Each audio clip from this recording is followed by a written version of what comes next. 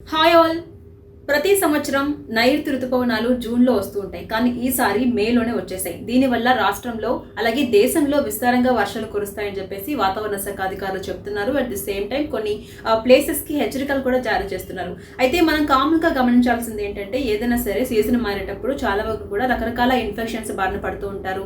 And ఈ టైంలో మనం కోవిడ్ కేసెస్ కూడా ఎక్కువ చూస్తున్నాం. ప్రధానంగా చిన్నపిల్లల్లో ఈ కేసెస్ అనేవి ఎఫెక్ట్ అవుతూ ఉన్నాయి. అండ్ లక్షణాలు కూడా ఇలా ఉంటాయని చెప్తున్నారు కదా. సో ఈ టైంలో మనం ఏం జాగ్రత్తలు తీసుకోవాలంటే, కాచిన వాటర్ తాగడం, అలాగే కోవిడ్ టైంలో మనం ఏదైతే గ్రీన్ టీ కావచ్చు, లేకపోతే డైట్స్ కావచ్చు, అలాగే ఇమ్యూనిటీని పెంచుకునే ఏవైతే తింటామో, ఏవైతే తాగుతామో అవి మాత్రమే తాగాలని చెప్తున్నారు. అండ్ కాచి తాగినటువంటి వాటర్లో మాత్రమే మనం సేఫ్గా ఉంటామని చెప్తున్నారు. అట్ ది సేమ్ టైం చిన్న పిల్లలు చాలా సెన్సిటివ్గా ఉంటారు. వాళ్ళకి ఎక్కువగా కోవిడ్ ఎఫెక్ట్ అవుతూ ఉంది కాబట్టి సో వాళ్ళ విషయంలో పేరెంట్స్ చాలా జాగ్రత్తగా ఉండాలి. అండ్ ఎవరైతే ప్రెగ్నెన్సీతో ఉంటారో వాళ్ళు కూడా చాలా డెలికేటెడ్గా ఉంటారు అండ్ చాలా సున్నితంగా ఉంటారు. బిడ్డకి కూడా ఆ ప్రాబ్లం వచ్చే అవకాశం ఉంటుంది కాబట్టి సో వాళ్ళు కూడా కొంచెం జాగ్రత్తగా ఉండాలి. అండ్ ఎవరైతే అదర్ డిసీజ్తో బాధపడుతూ ఉంటారో, వృద్ధులు కావచ్చు, అండ్ చిన్నపిల్లలకు కూడా ఇతర వ్యాధులు వచ్చిన వాళ్ళు ఉంటారు, వాళ్ళు కూడా కొంచెం జాగ్రత్తగా ఉండాలి. అండ్ ఎవరైతే పిల్లల్ని కానీ కొంచెం సెన్సిటివ్గా ఉంటారో బాలికలు, వాళ్ళు కూడా టైం టు టైం ఫుడ్ తీసుకోవాలి, టైం టు టైం కొన్ని జాగ్రత్తలు తీసుకోవాలి.